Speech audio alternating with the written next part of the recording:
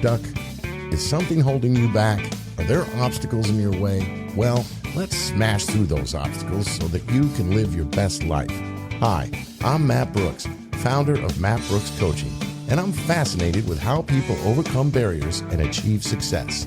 Join me for insights, strategies, and inspiring stories as we explore practical tips and powerful tools to unlock your full potential.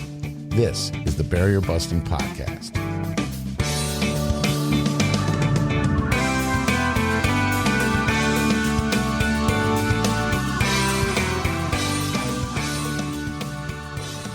Well, welcome back, everybody. This is Matt Brooks. I am your host of the Barrier Busting Podcast. I'm a certified professional life coach, and you can find out more about me by visiting www.mattbrookscoaching.com.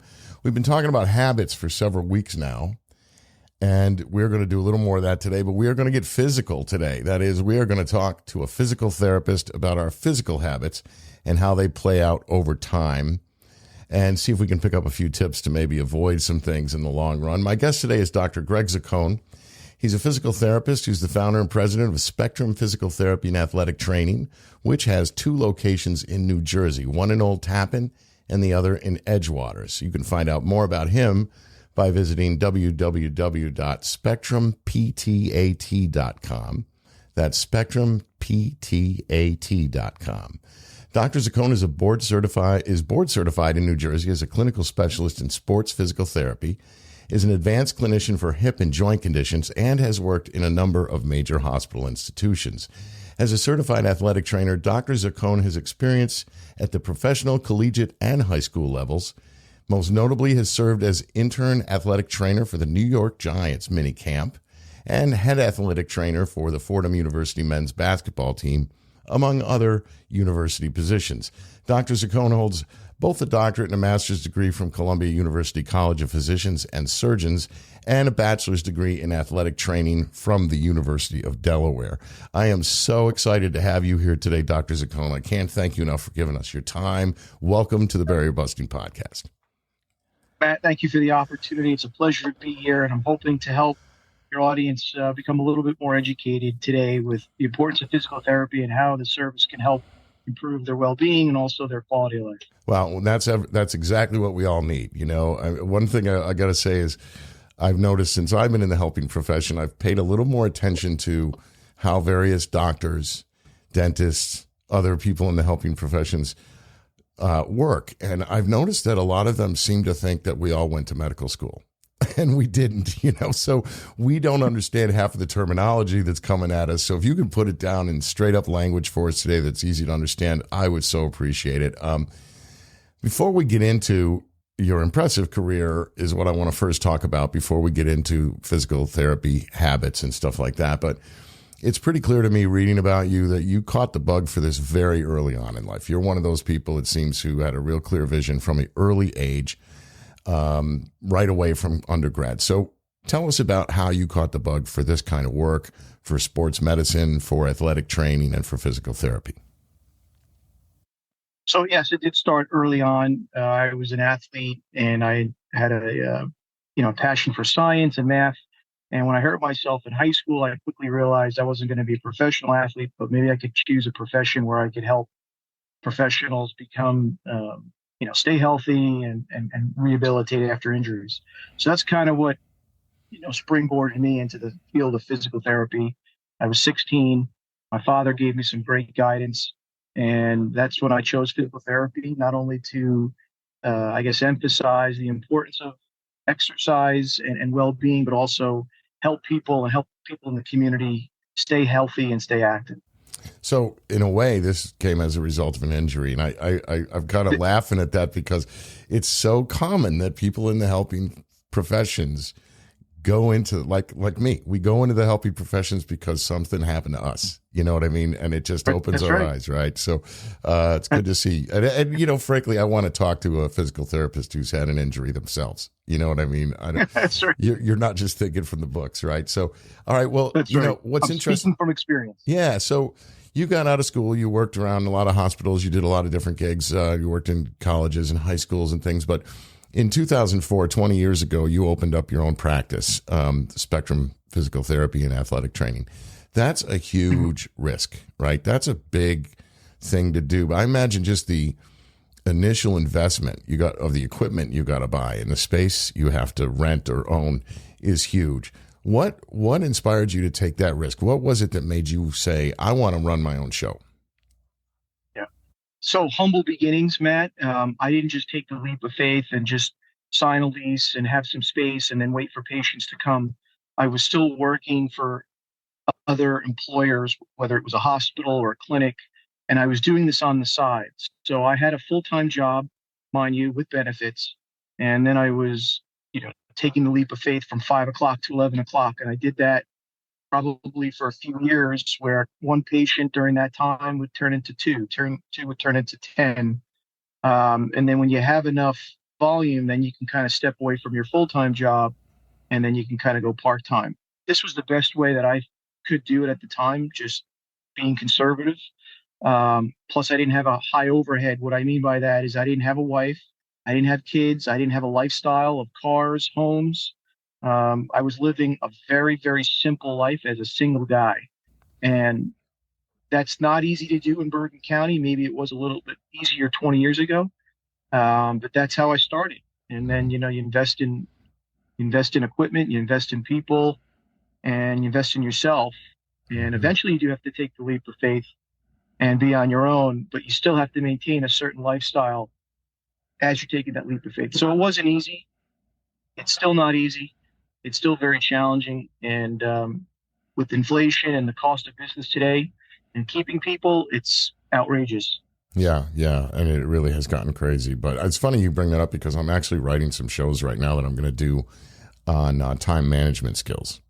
Right. And I come at that from a very different perspective than the experts who are saying to be rigid about this, that, and the other thing, because I've known some people who are very rigid about their daily routine, very rigid, and were able to be successful at that day in and day out. You know, those people, you know who they were? They were people that didn't have children and weren't married.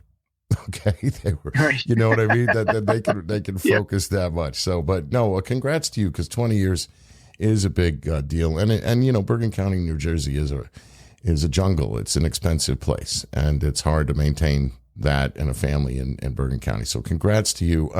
What have you learned over the years about business and people and yourself? What has this whole journey of yours taught you? Yeah. I'm going to classify it. There's really, since the pandemic, it's gotten a lot more challenging in dealing with people, I would say. How so? Business, since, well, I feel that people are, maybe they're willing to put the blame on, hey, I can't get to physical therapy. I have other things to do. I have other responsibilities, or I'm going to cancel. It doesn't really mean too much. Oh, well, or I'm sick again with COVID, or I'm not feeling well. I just think that perhaps people may have more of a, I don't want to say victim mentality, but they're certainly leaning more on, oh, well, we've seen worse in the last 4 or 5 years. It's not that big of a deal if I don't make therapy 2 times a week. Or, hey, it's not I'm going to cancel last moment because I don't really value your time because I want to go to a concert and enjoy life. And, carpe diem a little bit more. Yeah, that last option sucks because people should be respecting people's time. We have lost, I think, a certain amount of respect for each other over the years as people. But the first one is more problematic to me in the sense that COVID our lives changed dramatically, and we learned to live without all the things we used to do. And so that would change us psychologically. I haven't thought about this in terms of keeping appointments for things that, physical therapy is not a luxury, but some people could look at it as a luxury expense in their lives. Wouldn't you agree? So that could be disposed of if we have other things we'd prefer to do, which is it's really unfortunate. Yeah.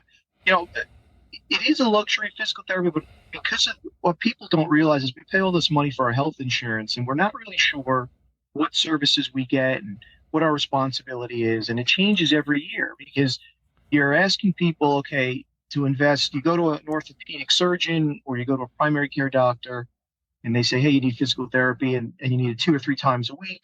And most people aren't really sure what does that responsibility from, the patient standpoint entail. So people don't realize that they have a copayment, and the insurance companies today are keep raising that copayment. So if it was $20 5 years ago, today it's probably $40. And then the insurance companies are saying we're only going to cover so many visits. And as an individual, you're paying, all this money for health insurance, but you don't realize that you're given the same coverage for a sprained finger as you are a broken leg. So Yeah. that's where it gets complicated. And how do you spread out those visits over a period of time and understand what your coverage responsibility is? Yeah. And that's where physical therapists, that's where we come in. You wanted me to talk about, in layman's terms, what we do as a profession. Yes, We are please. considered, the healthcare practitioner or professional who specializes in movement. So we are movement specialists. In the state of New Jersey, we don't necessarily need a prescription for the first 30 days for commercial insurance, such as Aetna, Cigna, United Healthcare, Horizon. But for Medicare, if you are of the age of 65 and older, you do need a prescription from a medical doctor. And, we have the documentation that we do for all of our patients where we're communicating with the doctor and giving them the information that we're seeing when we're assessing the patient's range of motion, balance, strength, their gait, their flexibility. And then we put all of these clinical impairments, as I would call it, Matt, into how does lack of shoulder range of motion impair someone's function of washing their hair or cleaning out their ears, or putting on a shirt, or Daily doing something daily functional life where they have activities. daily Right. Yeah. activities Yeah. Yeah. daily activities. Okay. And then how, as therapists, how can we write goals that can tie in the impairments related to the function that the patient can get better with in the next 4 to 6 weeks? So that's kind of where we come in, as the healthcare practitioner. And it's a great dynamic field, especially what we do in the outpatient orthopedic environment. We're getting people that coming to us that are medically stable. Yes, they may be on some medications, and they may be maybe a little bit impaired at the time with their function, but generally these patients can walk in and walk out. Whereas if you want to do physical therapy in an acute setting, that's more of a hospital based. They're a little bit more medically unstable. And then the next stage after that, or up from that, is an inpatient facility where they're medically stable. They don't have to be in a hospital, but maybe they have to go to a rehab or a subacute rehab facility. Mm-hmm. They're not ready to go home. That's more inpatient. And then they do go home. There is home physical therapy services, but for outpatient, we're kind of considered like more of a specialty. Okay, and that's what I wanted to talk about here, a little more about your practice, just briefly, because we've got to move on. But you had mentioned to me earlier that something like 60% of your patients are Medicare, right? So first of all, how big is your practice? How many people, how many therapists, physical therapists do you have working for you? Give me an idea of that. Right. So briefly, we have 2 offices, 3 full-time physical therapists. I kind of go a little bit more than full-time because it's my practice. We have 2 full-time administrators, another part-time administrator. We have a billing specialist that's outreached, and then we have some physical therapy aides, probably 6 of them, that go back and forth between the offices. Our practice is primarily, I would say, 40% Medicare back, and then 60% is private paying patients or commercial-based paying patients. So that means they do have United Healthcare, Horizon, Aetna, Cigna, and those other commercial paying insurance. And sorry if you said this and I missed it, but do the people that are working with you have various differing specialties, or are you all generalists, or how would you describe that? Yeah, I would say that once you pass your licensure as a physical therapist, you are technically able to treat all conditions because you're forced to learn about it. So if someone has vestibular issues, which is maybe their inner ear has been impaired and their balance is subject to, hey, I can't stand up without getting dizzy, we can treat those patients. If someone has an orthopedic injury, hey, I banged my arm, or I'm a conductor and my shoulder's bothering me and I'm doing a lot of activity, and it's starting to wake me up at night, or if I have a sports injury, or if I'm just your Medicare patient, hey, I want to get stronger, my balance is impaired, I don't want to use a cane. So those are the sort of patients that we kind of see in the clinic, and all the therapists technically, once they do pass their licensure, can treat these patients. It's only when you want to start to specialize According to the American Physical Therapy Association, which is the apta.org, there are specialties that you can veer into and learn more about, whether it's orthopedics, neurological, geriatrics, cardiopulmonary, pediatric, or women's health. Those sort of areas you can certainly specialize in. So what's what kind of physical problems are you most commonly treating? What are you seeing pretty regularly? That's a great question. I would say that predominantly in the outpatient orthopedic environment, 80% we're going to see is going to be encompassing of back patients, hip patients, shoulder patients, and knee patients. I would say that's probably 80% of our population that we treat. Boy, and I'll tell and you, the other I've 20%. Sorry to interrupt, but I've known a few people with chronic back problems. That is not fun to live with. That is not fun to live with. I really, it pains me to see that, you know. Oh yeah, I know back pain, low back pain. I think it's the number 2 reason why we spend most of our healthcare dollars. When I say that, I mean low back pain. Hey, go to the doctor, get a test, miss days off from work, go get medication for it, workers' comp injuries, surgery, rehabilitation. So I recall through the American Physical Therapy Association that 80% of the general population will have low back pain in their life at some point. Wow. Which is really high. Wow. Yeah. I don't want it. I've seen it. I don't want it. What do you typically see most often that's the result of lifelong bad habits? You know, I'm sure you see people in their 60s and 70s who are, dealing with something that is really the result of a lifelong bad habits. What kinds of things are you seeing? So we're seeing people that if they didn't have good habits and they're in their 60s and 70s, most likely they probably didn't exercise regularly. What I mean by that is, you want to have good, rigorous exercise 3 or 4 times a week for about 20 consecutive minutes where you get your heart rate elevated a certain percentage of its max. So the people that didn't exercise regularly, they're getting early onset arthritis, which all of us do get through, but what they're not able to maybe adapt for is the change in lifestyle. When patients come to us and they say, hey, I have arthritis, it's a very common diagnosis, but we can't change the arthritis. We want to teach the patient to move a little bit more efficiently so that they're not aggravating the joint, but they're getting their body stronger. I see. So the worst thing people can do is stop moving. The body is designed to move. So we have to really take it upon ourselves to make exercise a habit, just like brushing your teeth, just like washing your hair, washing your body. You have to make exercise a habit. And if you're not doing it regularly, you are going to see the residual effect of what happens when people aren't active. Okay. More pain, more stiffness, more swelling in their joints. Yeah. No, I think that's a great point. And we're going to talk more about exercise in just a little bit. Give me 1 or 2 common bad habits aside from arthritis that leads to chronic pain. Well, I say the first thing is sitting more than standing. Believe it or not, standing. Even if you're doing a podcast or if you're doing work and you're at a standing workstation, it's like compound interest for your body. You're actually working harder. So that's something that we want to encourage all of our patients to do. Stand more during the day than sit. Those are some of the habits that people have. And that's something that's easy to do. You're not talking about lifting, bench pressing for a half an hour. You're talking about stand more. We can do that, right? Just standing, a little bit more during the day and getting a standing workstation. Okay. I mean, that's so easy to do. Well, that's a great one for us to just take a quick break, so we can think about standing more with Dr. Zucone in just a moment.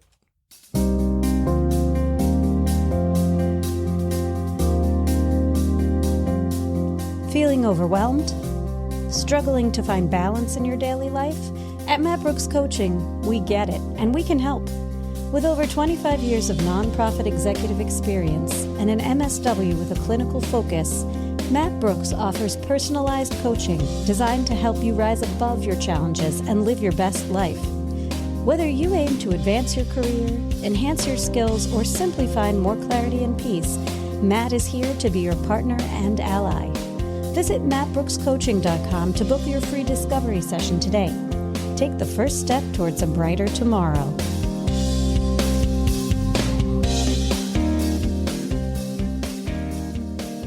All right, you got to pardon my shameless plug there, Dr. Zucone, but, I'm just getting this business up and running. Don't you love my voiceover artist, boy? Isn't she fabulous?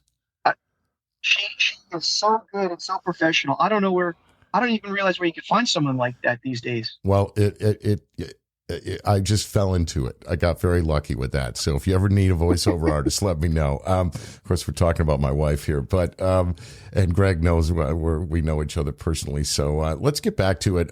Since you deal so much with Medicare patients, what habits should people focus on in their earlier? I know you talked about movement, but let's get even a little more specific. What should they focus on in their earlier years to ensure long-term physical mobility as we age? Yeah, the one thing that people should focus on is, just like as I mentioned, being physically active. Now, what that means is, today we're more at home. We're not, getting outside and exercising. Everything in the workforce now is working from home. If you look at even compared to like 75 years ago or 80 years ago, people had to get out of the house to go to work. They had to walk to work. They had to. To move. Even if my grandfather immigrated from Portugal. All right, and at 80 years old, he used to brag that he had the same underwear size that he did when he was a teenager because he worked for GE and he lived about 3 miles away and he walked to work every day. He walked to work. He walked back home. That's all. I mean, he was always outside. So. Yeah. Those sort of things make a big difference. Yeah. In our practice, we found that the people that were physically active, if they did something like construction, or if they did things like, hey, I was a teacher for a number of years, they were on their feet, practicing, teaching. Those sort of professions seem to do better long term than someone who was just an administrator behind the desk for 30 years. Interesting. So, and really, I love those desks that electronically move up and down so you can stand, you can sit throughout the day, So what we need to do is get a government grant so that everybody who sits at a desk all day can get one of those, right? Well, look, it's an easy fix. It's a good point, but it's an easy fix. You can find something online. Just Google standing workstation. Yeah. And there's so many of them that are relatively inexpensive today. Yeah. I've seen a few that I really want that are not inexpensive, but I really want them bad. So we'll see one of these days if I pull that off. Let's take a slightly different turn. What's a specific habit or a couple specific habits that help us maintain good physical health in general? I mean, I know you're talking about working, but I happen to know posture is a big deal, right? Posture can really, if your posture is not straight over time, you're going to have some neck issues, right? So what are some things that we should be looking for in our normal daily lives that are in addition to movement, about how we hold a pen or, how we type, or should we have those things that we rest our wrists on when we type? What are things like that we should be thinking about? Yeah, it's a great question that could be very broad depending on what people do and what their lifestyle is, Matt. So maybe to simplify it, whatever we do for prolonged periods of time, we have to make sure that we're efficiently in a position that our body's not really working too hard. And what I mean by that is if we're sitting, you want to have an ergonomic chair. You want to have your computer screen in front of you, your keyboard in front of you at a certain level. Use a work headset instead of a phone that you're holding to your head. You want to keep everything in front of you, for basically the time that you're sitting at the desk.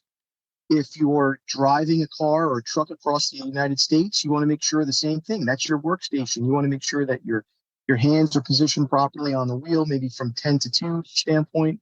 You want to make sure that you're sitting upright and your legs are kind of in a position underneath you where you're not rotating your hip or your foot from the gas to the brake. You're kind of lifting up the leg and then pushing on the brake and then lifting it up and pushing on the gas. Interesting. If you're standing and you're teaching a classroom, whether you're a teacher or professional, certainly standing upright with your shoulders back.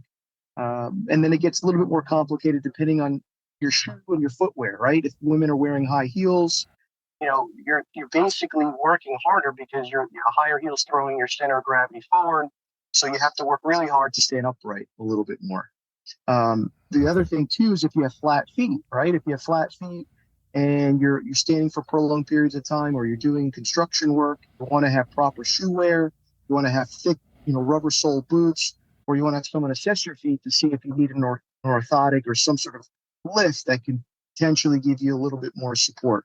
So these are just some simple things that we're looking at when patients are coming to us, what their work demands of them and how we can make it efficient for them to do their work demands. Well, and I think it's not an insignificant thing to discuss, because these sort of, I'll tell you, for instance, I bought a couple of years ago a stand for my laptop because I noticed that when I was sitting at a desk, I was hunched when I was on that laptop. Mm-hmm. And by getting a stand, a cheap stand, and raising that laptop up a bit, it just literally corrected my posture. Literally corrected me. And it's simple things like that that really will make a long-term difference. And if you're not paying attention to those simple things, you could have a problem in the long term. Am I right? That you are correct. And these are simple things that we emphasize to our patients. Hey, what does it mean to stand upright? Almost like you want to use the military as an example, but keeping your feet underneath your body, keeping your shoulders back, chest out, head straight, and evenly distributing your weight on both legs. Mm-hmm. Some people will lean to one side, mm-hmm. where they'll carry a child on one side or a heavy purse. Some of these, women with their purse, it's so heavy. I asked them, is there a gold brick in there? Or, some other silver brick that you can share with us? So these are the things that we just kind of go over a little bit and emphasize for them. Yeah, nice. Okay, so all right, let's jump into exercise. I know it's a real passion for you, and I know those people listening, you're going to hear the speech about exercise. You're going to hear it because he's a physical therapist and it's his job. So, suck it up, because we're about to get the lecture, but we need to hear it. We can't hear it enough. Give us the general idea about what kind of exercise we should be doing, how much every week, and what it is we're trying to achieve. Hit us. Yeah, it's a great question, and we try to keep it in simple forms as much as we can. We're not here to patronize people, but basically we tell everyone, hey, whatever your baseline is that you're doing every day, you have to exercise and elevate your heart rate to probably about 65% of your max heart rate. Now, I know I don't want to get too complicated, but the general formula that we use is 220 minus your age. So if you're 40 years old, 220 minus 40 is 180. That's your max heart rate. You want to be at 65% of 180, which is roughly about 120 beats per minute. So you want to do vigorous exercise at 120 beats per minute for about 20 consecutive minutes. It can include anything. You could be going for a walk up a hill. You could go for a hike, a bike ride. You can use the elliptical. You can go for a run.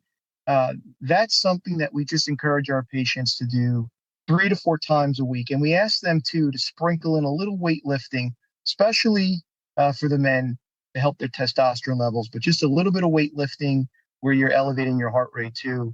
So if you can exercise 4 times a week at a heart rate at 65% of your max, and 2 of those 4 days is weightlifting and 2 is general conditioning, whether it's, swimming, biking, walking, hiking, I think that's recommended. And that's certainly something that's going to help your overall well-being and your physical conditioning. Okay, well, that's not terrible. That's not terrible. He didn't give us the lecture, folks. He didn't give us the lecture. But I want to ask you, I've heard this many times, walking and swimming are probably, for people that aren't incredibly in shape, the safest things to do. Am I right? There's the least, like swimming in particular, there's the least risk of injury, I've been told. Is that correct? Yeah, it depends on what the activity is. For example, certainly running is going to put more force on your joints because there's more, every time your foot hits the ground, there's a shock wave that will ripple through your body and maybe wear things down a little bit quicker. Absolutely. So I try to emphasize to our patients, there are things that you can do besides running. Swimming is maybe the least stress on the joints, and it's certainly a great cardiovascular workout. Whereas walking and elliptical activity may be a little bit more rigorous. Biking is good from that standpoint, where you're getting your heart rate elevated and you're not putting too much force through your joints. But you are working your knees pretty hard when you're biking, right?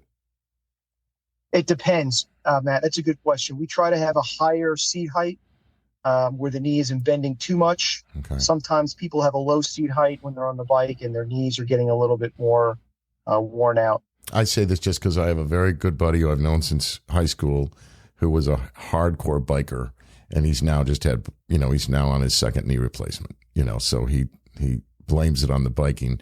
He did a lot of karate too, so it might have had something to do with that as well. I don't know. But all right, last question for you today. There's a lot of people out there who just hate exercise. They just hate it. They just can't stand it. I do not judge these folks at all. I'm not a big lover of exercise, although I do it. But there's a lot of people that just hate it. What do you say to them? And we know that you got to get, frankly, I'm going to just say it, you got to get off your ass and move. You just do. But for people that just really hate it, what can you say to them? What words of encouragement can you give them that don't make them feel, bad and guilty, but might make them enjoy it a little more or want to do it a little more? How do we get people that hate it motivated? Yeah, that's a great question too, because there are people that just they're not self-reliant on keeping up with exercise for their own well-being. So the first thing we do is we tell those patients, hey, maybe there's someone that you can, a partner or someone that can help motivate you and hold you accountable. A life coach, by the way. So when you do, a life coach, a life coach, right? A life coach, someone that can say, hey, I'm going to hold you accountable. We're going to do this together. We're going to do it 3 to 4 times a week. And that's really something that usually will spark the interest. And it's just something that starts simple with, hey, let's go for a walk around the block. And then building off of it. It's like anything else. Everyone has big goals in life. I want to have the big home. I want to have the big job, the big career. You have to start small and build on it. And that's really what you can do with someone who can hold you accountable. Are my listeners hearing what he just said? Because I did a whole half a show on that it's not about that. Right. One of the reasons why we blow it with our New Year's Eve resolutions, for instance, is that our goals are too big. Our eyes are too big for our stomach when it comes to goals. You make 1% improvements, and over time they compound just like interest, and you will have huge improvements over time. But the reason we fail so often is because we set our goals too big. So you walked right into my trap. Thank you, Dr. Zucone. That's awesome. Right. All right. That's enough beating you up for today, but I'm very happy to say he's going to come back. He's going to do another show with us. But first I want to remind you, check him out at www.spectrumptat.com. He's going to come back next week, and we're going to discuss a variety of topics, including how environmental factors such as workplace ergonomics influence and affect physical habits. We talked about that a little bit today. We're going to get more in depth about that. Repetitive stress and overuse injuries, which athletes have. Everybody has those. Seems like everybody has those. How technology is changing the game for physical therapy and tracking physical habits. I want to know if everybody's Apple Watch or whatever smartwatch is actually making people healthier because they can track each other. We're going to find that out next week. And what to do in particular to protect your health after the age of 50. I know that things change a little bit after 50, and I want the people out there that are over 50 to hear what they should do and a little more on how to, be motivated to take better care of ourselves. You won't want to miss it. So Dr. Zucone, this has been great. I can't thank you enough for taking the time to do this and for coming back to do this another time. Thank you for being here today. Matt, thank you for the opportunity. I'm looking forward to speaking with you and your listeners next week. And it'll be a great opportunity to learn a little bit more about what we can do to maintain a healthy well-being and a healthy lifestyle. And I know that we all want to hear that. So really appreciate you giving me this kind of time. Listen, everybody, this is it for today. I hope you've enjoyed this episode. If you did, please hit that subscribe or follow button so you will know every time I drop a new show. For now, thanks for listening. Be well, and I'll catch you next time on the Barrier Busting Podcast.